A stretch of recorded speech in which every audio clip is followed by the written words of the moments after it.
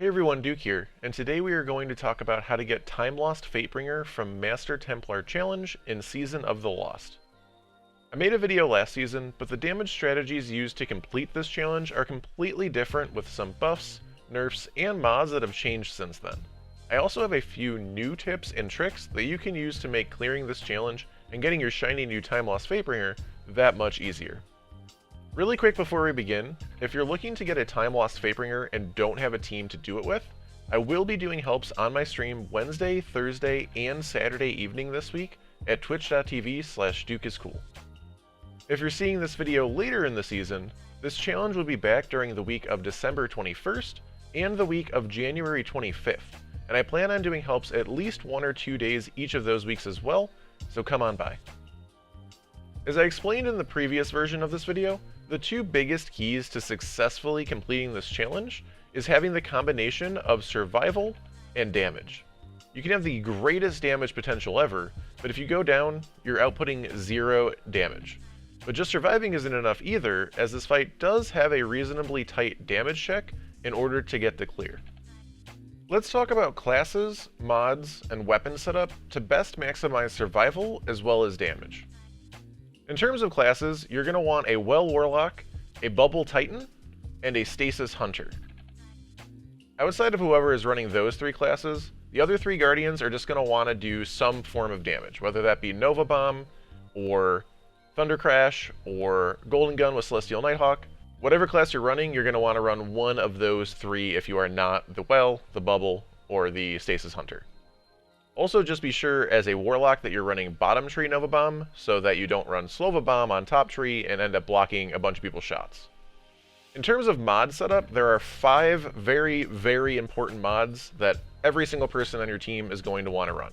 Starting off with Concussive Dampener, you are going to want to run this mod. This will give you, if you run 2 of them, 40% damage reduction from any AoE damage, whether that be the Templar itself, anything else that shoots you and has some sort of AoE. Very, very solid. You can also run a Void Resist in one of these 2 slots as well, because technically the Templar shoots out Void damage, and you get slightly more because of the way the math works, but if your chest piece isn't already Void and you don't want to waste those materials, double Concussive Dampener, totally fine. Really, really solid. The second mod you're absolutely going to want to have is Protective Light. This is going to allow for those situations in which, even with being in the well, you are still getting super low health, potentially almost dying. When your shields break, you are going to get a 50% damage reduction if you are charged with light, which we'll talk about in a second, and that's going to make it very, very difficult for you to die. Stacking those Concussive Dampeners, stacking Protective Light, makes it so much easier to survive when doing damage here. As I just mentioned, Protective Light only works when you are charged with light, so you're going to need a way to become charged with light, which takes us to our third mod, Taking Charge. This allows for anytime you pick up orbs to make you become charged with light, which, as we are going to be running a Well, we're going to be running a Bubble, some other supers as well, there's going to be orbs sitting around right on top of you when we're doing damage. Super easy way, you're just going to honestly accidentally pick up the orbs in most cases, and that will allow you to become charged with light, and give you that potential to get Protective Light if you need it. And the 4th and 5th mods that I want to talk about are both of our damage amplification perks, which are Particle Deconstruction and Focusing Lens. These mods can both only go in your class item, so to be able to run both, you will need a fully masterworked class item, as it costs 10 energy, and that's the only way you're going to be able to fit 10 energy into your class item. But basically, Particle Deconstruction is going to give you and any of your teammates that are running fusion rifles or linear fusion rifles, which should be 5 of the 6 of your teammates, big damage buff. As well as Focusing Lens is going to allow for Stasis, which your Hunter is going to be running, as I mentioned earlier, to allow any of your light abilities to do bonus damage to that enemy that's affected by Stasis. So when you have your Hunter pop super on the Templar, which we'll talk about in a second here, that is going to allow any light ability to do bonus damage. However, when standing in a Well of Radiance, basically what that does is it converts all of your weapon damage to ability damage, and so if you're using any light-based damage, which is basically anything that's not stasis or kinetic, it's going to give you that bonus damage to the Templar as long as it's affected by stasis. The word light in there and the fact that stasis itself does not work with this is going to be important, which I will explain in just a second when we talk about weapons to use. I know I said there's going to be 5 mods, but one final mod that I'd also like to briefly mention is Powerful Friends. What this is going to allow you to do and kind of help your team with is if you're popping super, so if you're the Well of Radiance, or doesn't really matter, anyone that's in the team is going to be popping their super. If you pop that super and your teammates are not charged with light for some reason, it's going to give them that charge with light buff, and as long as they're running that protective light, that's going to allow them to proc it if they need it. So this is a very, very powerful mod for your friends. See what I did there? In terms of weapon setup, I actually like to run double special because we're not going to really need to be clearing too many ads here, and we are going to need to take on the oracles, which is what the sniper is for. And then we've also got plug 1 I really like to have because there are the arc shielded harpies, and every now and then you might want to shoot a couple of these.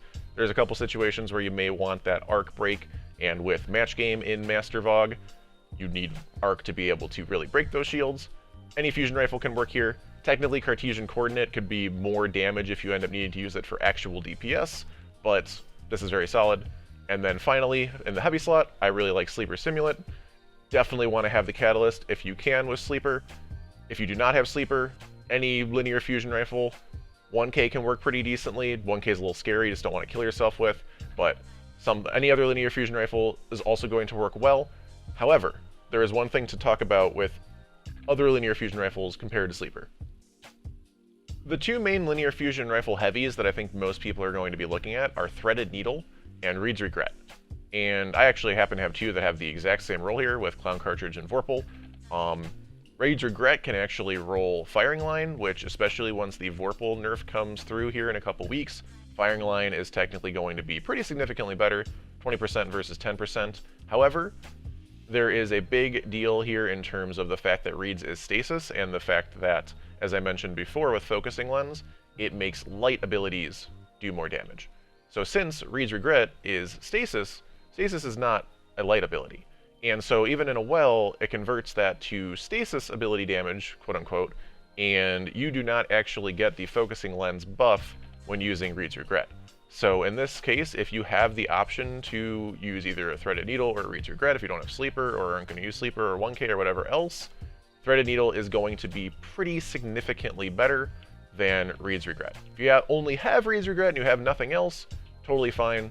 Linear fusions are still just outstanding with particle deconstruction, but in this case where you have both and they're both solid guns, honestly, even if you have a Threaded Needle with a relatively bad roll, that extra buff from Focusing Lens is still going to be better. With setup out of the way, let's talk about another trick I've mentioned in a few videos recently, the permaflag. To have enough ammo, as well as uptime on the well, bubble, and stasis tornado, being able to regain supers and ammo mid-encounter is huge. What you will want to do here is make sure everyone has full supers and ammo, and then wipe once if needed. If you haven't placed the flag yet, you don't have to wipe. Next, you will time placing the flag with picking up the relic in order to have the flag permanently stay during the encounter so it can be used later. I will show our callouts in action at the end of this video with a full example run. 3, 2, 1, E. In terms of actually doing the encounter, everything's going to be pretty much normal. Obviously, you're going to need someone as the relic holder to grab the relic. You're going to have the rest of the team kind of chill back in this general area, making sure to watch out for oracles. If you're on the right side, you can actually see all 3 oracles here. You can see the close right, you can see middle right, you can see far right. You can also kind of sneak up and see the hidden left one as well. So usually if I'm playing on the right side, I can watch all 4 oracles. We have someone else on the left side watching the other 2. The relic holder, you just want to get out of there and basically come to this side as quick as possible. In Master, everything just hits so hard. There's all the arc shields on the harpies, so they can't really kill them solo anyway. So get the relic holder to just grab the relic. I can actually show you the path that I usually would do as the relic holder. Is you're going to grab the relic right here. You just jump up right around, because you're not going to just run back through middle, because the Templar is going to be there. But you can run back around and just come basically this way and get back to safety as quick as possible. Around the time you've killed all 3 oracles should be about exactly perfect for when the relic holder has their super. So what you're going to want to do is have the relic holder count down 3, 2, 1 super and basically hit the Templar at, when they pop their super. What the other people are going to want to do is you want to have your Bubble Titan ready to go, basically right at the start of that countdown, right as they say that they're ready and they start that 3 number, pop a bubble right here. and then you want your well to pop a well right about in the center, and your stasis tornado person to just hit the tornado on the boss. Both the well and the tornado, you want to actually get off a couple seconds early as well. If you wait, 3, 2, 1, relic person hits their super, and what's going to happen then is somebody's going to get detained immediately as soon as that shield breaks. And if it's any of those important people, if the well person's coming over here but they didn't quite pop the well yet, now they're detained. They can't pop that well until they're broken out of their shield. Or if you're still in the bubble here, now the bubble's around you, and it's really hard to break you out because the bubble and the detainment are almost the same size. You have to go in the bubble. It screws everything up. Or if the stasis tornado person gets detained while they're up in the air, they're trying to do a quick jump, hit the super on them, and they get detained, and now the stasis is up a little bit too late. Everything breaks down. What I would do again in short is basically pop that bubble at 3 on the count, pop the well and the stasis tornado at between 2 and 1 on that count. You're good to go. Again, we're going to be using the permaflag, which I'll show you in a second anyway, so it's not like you need that exacting full length of the supers here anyway. Now, something you might have caught earlier is I said 5 of your 6 people should be using, fusion rifles and linear fusion rifles. That's because the 6th player is going to be using Divinity. Divinity at the moment still currently stacks with particle deconstruction and gives you a huge big boost in damage. We've tried it without, we've tried it with Divinity. You can still do it without Divinity technically, but it is so much smoother, so much easier with Divinity. The secret with Divinity though is that it only stacks with particle deconstruction if you stack particle deconstruction first. So usually what we have our Divinity holder do is either if they're a Warlock, they can pop their Nova Bomb first, or they can shoot their Golden Gun first if they're a Hunter, or if Titan, Thunder Crash first, whatever it may be. But basically you want them to wait 1 to 1.5 seconds before actually shooting Divinity. That should give your team time to have hit a couple shots. I personally even usually just shoot 1 shot of plug 1 first before I even start going into sleeper, because I can shoot it much faster, get it off quicker, get that particle deconstruction going, and then that Divinity hits, and it should stack both the particle deconstruction and Divinity. The final tip here is exactly when to go get that rally flag and to re-up your supers and re-up your ammo, and this is going to be extremely key. Basically, the Templar has this little charge time when he's trying to do the Ritual of Negation, where he no longer shoots. He not going to be shooting you with the splash damage or trying to wreck you with whatever else. He's just kind of chilling there. And that is when you're going to want to run up, get the flag, and immediately get back to your normal spot. When you do that, again, you want that well person to pop a second well. You want that bubble person to pop their second bubble. You want the stasis person to throw out that stasis tornado again. Everything basically just rinse repeats, but during the encounter. I'm now going to go ahead and just let a full run of the entire challenge play out from start to finish. You'll get a chance to see kind of how we do all the different things, put it all together. Again, the comms going, so you can hear some of the callouts, and really I'll try to point to that exact moment when you want to go to get the flag. Again, you'll hear it in the comms as well. 1, 2, 3. Ooh. Do all the work. Yeah, well. Give me like 1 extra second to cardiac after I get 3 if you can. Just to make sure I get the bubble. Sure. Just when I have to get all 3, it takes a sec. I killed the right side fanatic. Thank you. Alright, I'm good. Bubble and Countess. Bubble. 3, 2, 1, go.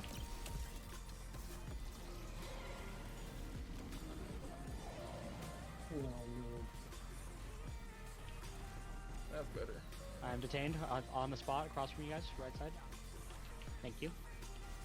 You were not in the well. I guess I was a little bit too far forward. Rally. Be careful this. I killed the Fanatics, I think, before they got here. Good, They're new bubble, new bubble. Detained to your right. I'm gonna get you in a sec.